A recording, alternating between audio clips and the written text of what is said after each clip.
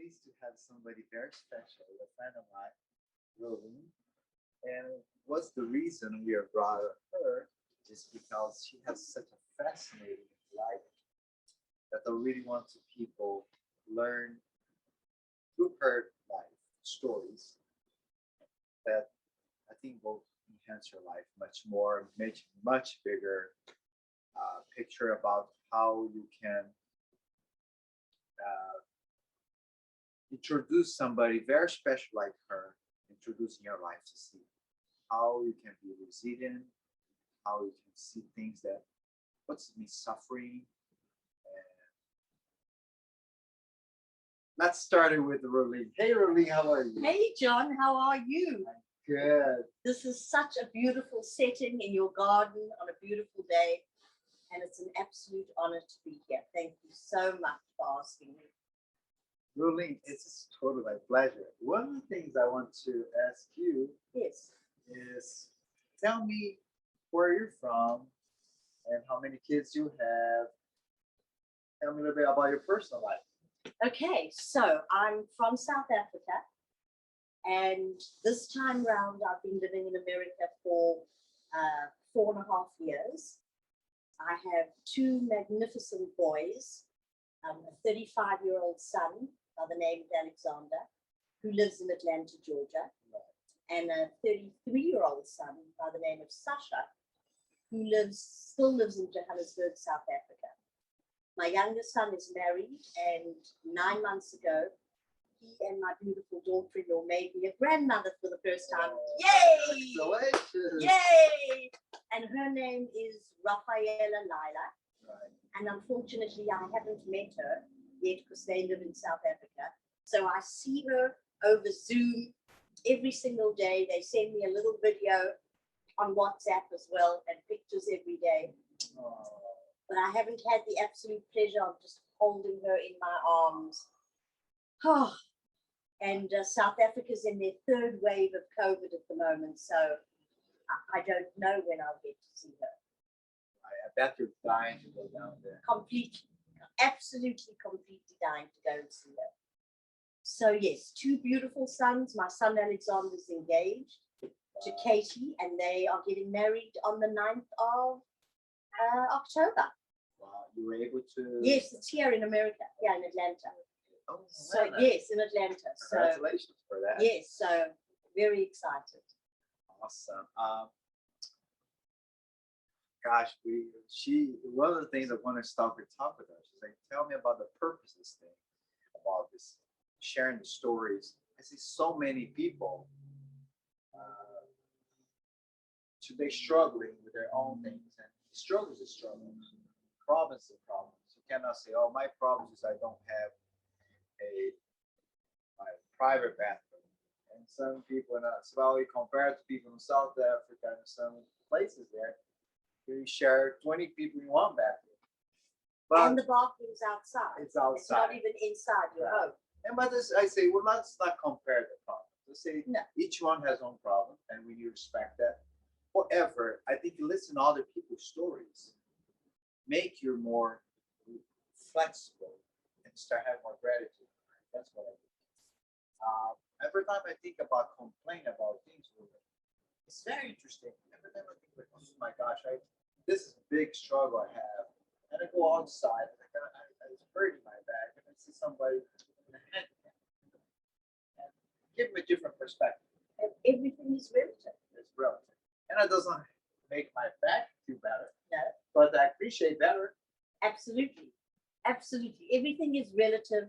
And when we put it into perspective, we have a greater understanding. That doesn't mean that our pain isn't our pain. And you can't compare and say, well, you know, for example, unfortunately, your mom crossed over onto the other side shortly. But how lucky are you to have had her for so many years? But that doesn't take away the pain that you've lost her. It doesn't matter that you're not 20. It doesn't matter. The pain is still there. Your mom's still gone. I always think about that. Yes, I'm very fortunate to have a wonderful mother, that which some people doesn't, and I feel very sad about it. And to have had her for so long. Exactly. Such a gift. Exactly. But I miss her terribly. course. Doesn't go, the pain doesn't go away. However, I think the most important thing is the gratitude you have. Everything about think about her, say, oh, how fortunate I have her in my life. How many good things she had in my life. And she's in my DNA. She's gone physically, but she's always been present in my life.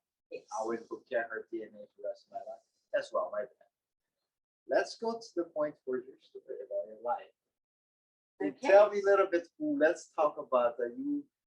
I cannot wait to listen to this story because tell me you say you're married for how long? Well, so when we started chatting in the kitchen, I said, which story about which part of my life do you want to hear? Yes. Because fortunately or unfortunately, and I look at it as fortunately, because that's who I am today based on all my experiences, I asked which story you'd like to hear today. And we chose the story of my second marriage to a gentleman by the name of Brian, who I had 2 children with. And that was really an interesting, very interesting 9 years of my life. Right. So Brian and I got married and we had huge infertility problems. And back in the day, because I have a 35-year-old son and a 33-year-old son, back in the day when doctors were looking at you to see what the infertility problem was, they just automatically assumed it was the woman. Never was the man, it was the woman. And they did some pretty demeaning tests that I had to go through. And I'm not quite sure that I feel so comfortable in talking about it, but if you ask me for more details, I'll give you. But they did all these tests and then eventually discovered that it wasn't me that had the problem, he had the problem. So we used artificial insemination while we were waiting to start for in vitro fertilization, because it was ironic. My father had been diagnosed with cancer, excuse me, and I had this crazy notion in my head that if I fell pregnant, I'd give my father a reason to live and that he wouldn't die. So I said to my gynecologist, okay, let's do something while we're waiting to start in vitro fertilization. What can we do? And he said, Rolene, you can't put yourself under this kind of pressure. And I said, I can and I will, and I need you to partner me. I need you to help me make this happen.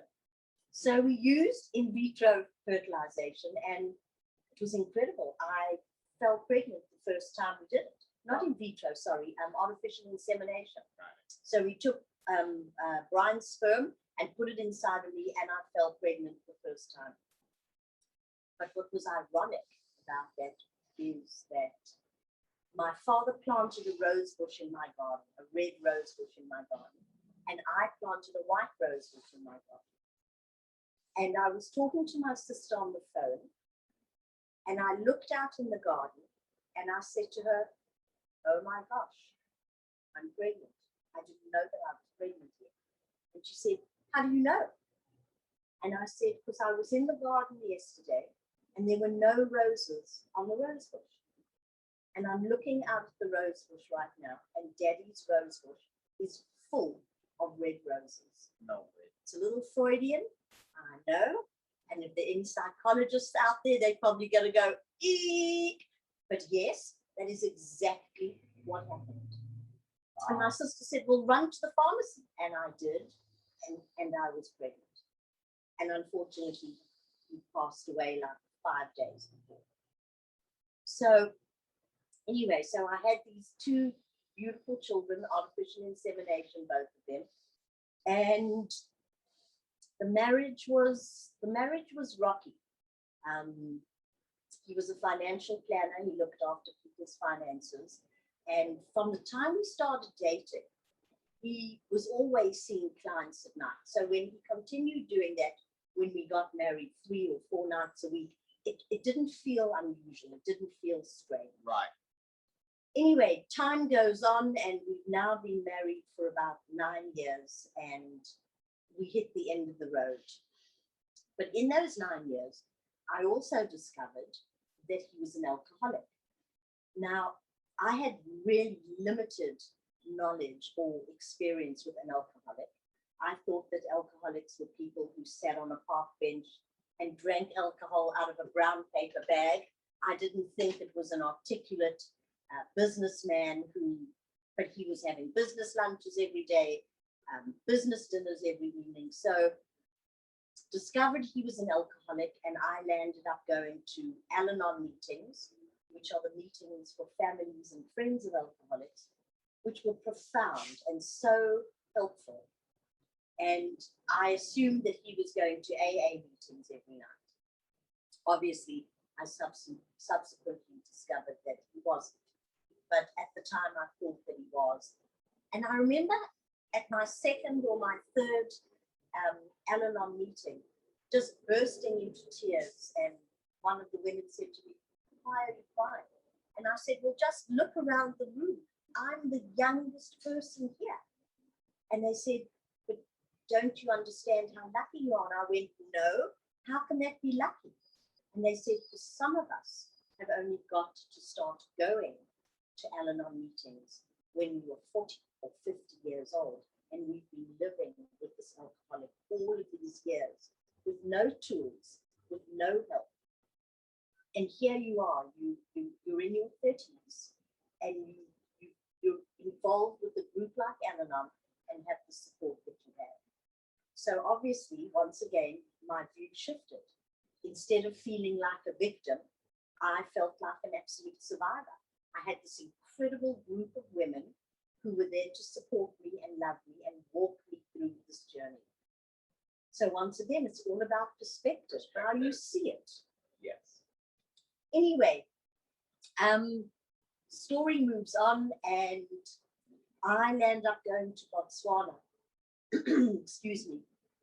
I was selling time sharing at the time, and my sister and I landed up going to Botswana when I'm living in Johannesburg. And we go on a 6-week trip to Botswana. We have an amazing time. It's an incredible African country. And we come back, and we had built a beautiful office next to our home. And there's a whole stack of mail, all registered mail. And I said to Brian, "Oh, I'll go to the post office today and I'll collect all the registered mail." And he said, no, don't worry, I'll do it. Anyway, he got involved with a client, and there was some registered mail for me. So I went to the post office to get the mail. Right. I had never opened his mail, ever. I would never do that. But something said to me, "Open a letter." And I opened the first letter, and it was a court order for him to appear in court. It was the second court order for him to appear in court because he'd stolen his client's money. And then I opened the next letter, the same thing. Then I opened the third letter to say that the mortgage on our home hadn't been paid for 10 months and they were taking it away. Then I opened the next letter to say that my car was going to be taken away. And each letter that I opened, it got worse and worse. And there I was, standing in the street, and in one split second, everything about my life had changed. Everything. Tell me how you're feeling that time. Absolutely numb and completely traumatized. Like, what does this mean? I mean, what does this mean? Everything was going to be taken away. Bottom line, to fast forward, it was obvious that he was going to go to jail. And it was just at the time that Mandela had come to power and South Africa was going through huge political turmoil. And we decided that the best thing to do would be to have him leave the country. And so I immediately got divorced, and he left the country and he went to live in Israel. And when he went to live in Israel, I then discovered that all those nights that he was supposed to either be at Al-Anon or seeing his clients, he actually was a practicing homosexual. And so the tailspin of my life was incredible. So not only had I lost my home, not only had he cleaned out our bank accounts, not only had he taken my jewelry out of the safe, not only had he sold the children's unit trust investments, but I discovered that he was a practicing homosexual. Now, I have no issues with anybody's sexual preference, but we're now talking about my husband, and we're talking about holy moly, guacamole, like what is this all about? I think that's is incredible to hear in one person, and in one day you have everything, the next day you have nothing. Absolutely nothing. And the interesting thing was that I've read so many articles about women in magazines who discovered that their husbands were gay and how that's completely traumatized them and how they have felt so bad. And the interesting thing for me was, so we had no physical relationship in the last 5 years of our marriage. And the moment I found out that he was gay, everything fitted into place like a perfect puzzle. And I realized that none of that was about me. The fact that he didn't want to sleep with me wasn't about me. It was about the fact that I was a woman. And if he was gay, wanting to sleep with a woman must have been the most traumatizing things for him. That was the last thing. Excuse me, that was the last thing he wanted to do.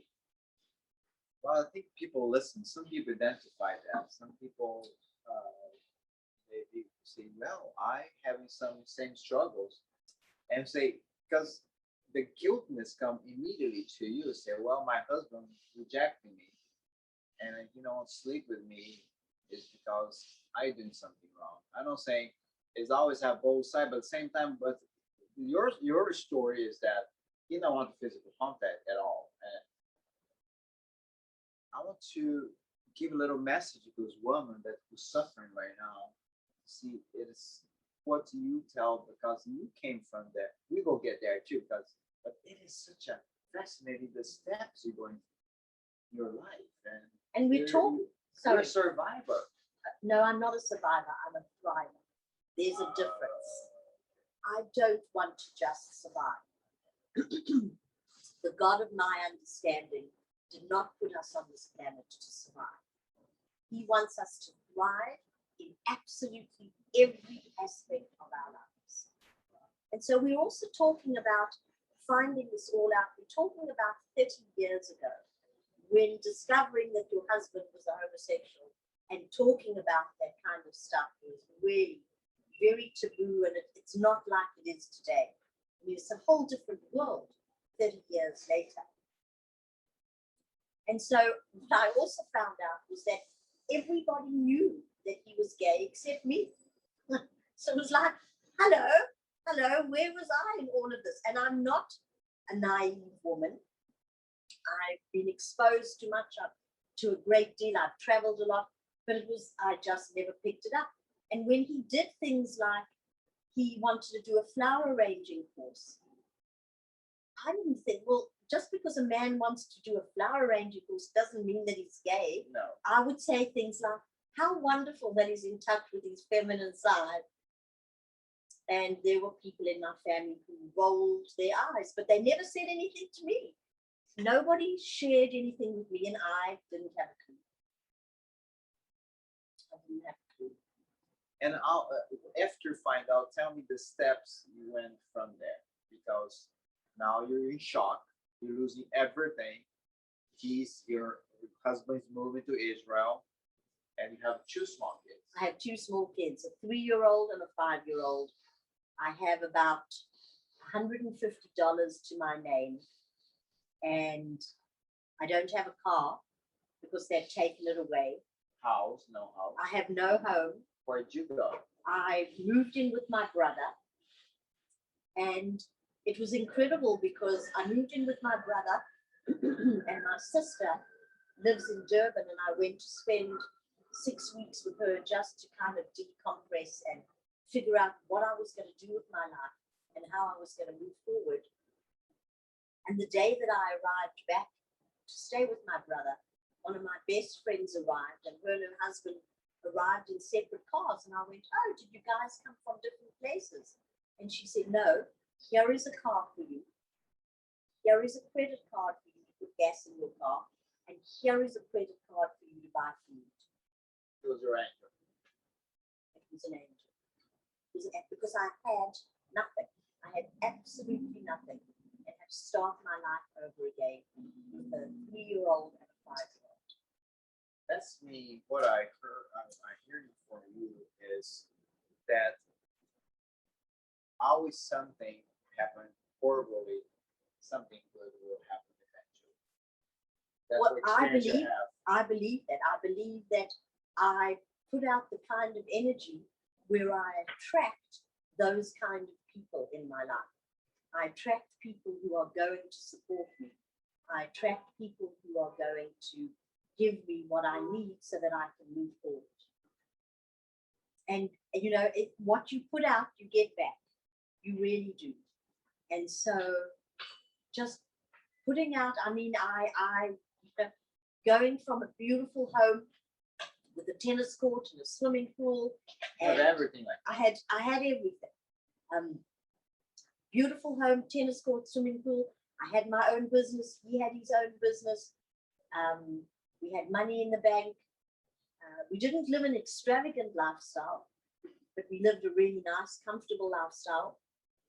And then the next day, you have absolutely nothing. You don't have a home. You don't have a car. You've got some furniture. You've got clothes on your back. You don't even have money to pay your children's school fees. So what do?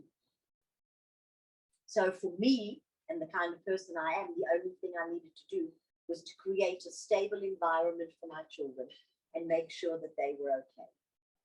And so what happened was because I'd been going backwards and forwards to Botswana, selling time sharing, which wasn't my main business, I landed up moving to Botswana and going to live there. And then I landed up living there for 19 years. And my children grew up in this incredible African country, absolutely amazing, where it really felt like everybody knew everybody. If you think of like Trader Joe's, so in South Africa we have Woolworths, and in those days there was only one Woolworths in Botswana, and so everybody in Gaborone would come to that Woolworths on a Saturday morning and during the week to shop. So you met everybody. It was really social, and you really did feel the expatriate community. You really did feel like you knew everybody. The community. Absolutely. And Botswana really was a rainbow nation before South Africa was. You had friends of all colors. I remember when my son had his 5th birthday, there were kids lying on the floor. There were Sikhs, there were Arabs, there were Greeks, there were Portuguese, there was black, there was colored, there was Indian, and so you call them M&Ms and we call them Smarties. And it was like a whole bunch of Smarties lying on the floor. All these beautiful children, different cultures from all over the world, lying on the floor in the house and celebrating his birthday. It's very humble to listen to this story. You guys listening right now, I bet you sometimes identify what she's saying or doesn't, because that's a part of the extreme. But definitely what I hear from what you're saying is hope. And we have another 5 minutes here, but could you give a little bit message about this hope to people listening right now? Because a lot of people listening now, they're struggling. I struggle with my marriage. I struggle with my identity. I struggle with my personal preference, or I struggle with how we live. Some people surviving, some people barely surviving, some people striving, some people they have great attitude, some people doesn't have it, some people feel in jail themselves. What do you have for this woman right now is listening, say, hey, I have nothing compared to you or have something similar to yours, but I can see how you went through this rocky moment in your life, which was really hard, then to go thriving who you are today. Well, I think that one of the qualities that I have is I always turn everything over and look at the flip side because I believe that there is a gift in everything. And yes, when you're thrown all of those things at once, you don't say, okay, I now have no food, no clothes, no home, no car, no money to send my children to school. What's the gift in that? But as I started to move through it, because my focus was my children, how do I make sure that this doesn't impact them and where you have a huge impact in their lives? And as I started to move through it, I go, what is the gift in this? What is the lesson? What do I need to learn? Because there's no such thing as it was only right. What was my part that I played in it? What do I learn from this? How do I move forward? And what do I do differently in my life next time? And it's huge to say that because you know what? There's no question that attitude is really part of my DNA. But I would love to just be able to look at somebody one day and just say, you know what, John? The reason that happened to me is all because of you. You did everything wrong. And absolutely, I'm going to blame you for everything. And I'm going to sit there and say, I didn't do anything wrong. John, you screwed up totally. I can't do that. But it was easy for you to do that because he was a con artist. He was like, he was using you stealing. He was, he was doing something that he wasn't supposed to, and your marriage and all this stuff and things like so many things you can say justify your life, but apparently you like to know let me look inside. Absolutely, it's always for me. It's always about looking inside, and there's definitely times when it's much harder to look inside. There's no question about that, but that's where the personal growth comes in. That's where you learn the lessons. I really don't like to feel like a victim. I really always like to feel empowered. And when I look back at those circumstances, this wasn't something I was thinking about before we started this talk. Those 19 years of living in Botswana were absolutely incredible. The opportunities that we were afforded as a family, the business that I got to run in Botswana, running personal growth empowerment workshops right throughout the country, opportunities that my children got to exposed to. Alexander playing rugby as a representative of Botswana in Zimbabwe. Sasha was part of the, oh my gosh, what is it? For the Olympics. Oh my gosh, how did I just forget? Okay, well, I did just forget. So we were exposed to so much as a family, and the friends that I made in Botswana are still my friends today. The unity was absolutely incredible. So that's part of the gift. I would never have gone to Botswana if this didn't happen. I would never have lived there. And I met my husband there, and I got married again. And Robin was the most extraordinary dad to the kids, and they needed a dad. And he really was an extraordinary dad to them. So there are gifts in everything. And I definitely don't like being a victim. That's a very powerful. That's mean it's about life is about choices. Yes. And you can choose to be a victim, or you can be take as a lesson in life. I learned so much from you. I really appreciate you take your time. We came early and have a little green tea over here. And I'd like to hear more stories from you. I bet a lot of people like to say you have so many stories and say how we can everything shrink in 30 minutes, but no, we go have more section with those things. And I think so many people want to listen to that kind of story. Say, well, you know what? I need to stop being victim. I need to look inside myself what I can do to get better. I need to start see the different lens of life. This is all about attitude, right? It's all about attitude. You know, and when the fundamentals of life are taken away from you, a home, so like where do you sleep? You have no money to buy food for your children. You cannot send your children to school. And in South Africa, you have to have a car. public transport doesn't really exist. So how do you get around? Like those are the fundamentals. And yes, I was blessed. I was absolutely blessed, and the humility is unbelievable. I then rented a little house, and every day I would come home, and friends had gone shopping for me at a huge big supermarket, and I would come home, and there would be packets of food in my kitchen, and it was so humbling that it's what I needed. It wasn't like well, I don't.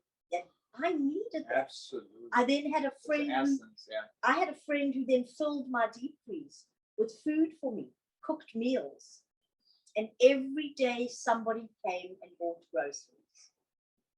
Wow! You talk about humility. You talk about gratitude.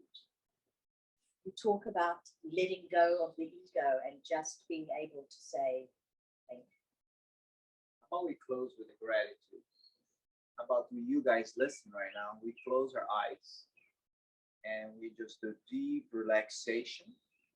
And let's think about something. What you have for gratitude for today? What you're grateful for? If you're struggling, if you're going through so many things that you're just not feel easy, just close your eyes. Let's do for 45 seconds and just deep breath. And relax your shoulder and let it go all the negative thinking. Just think about something wonderful. Maybe thank for the birds. Thank for your whatever you are right now. You're going to sleep. Say thank you for the bed. Anything you were thinking of your possession right now in your mind, I want you to thank for this breath. More than anything, thank for this life. Breath. And relax your shoulder.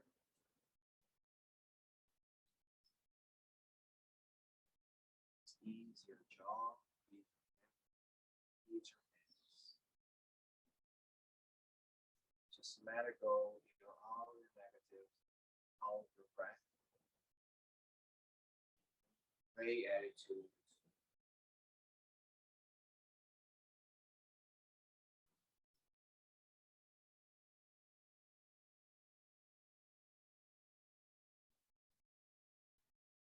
Rolene.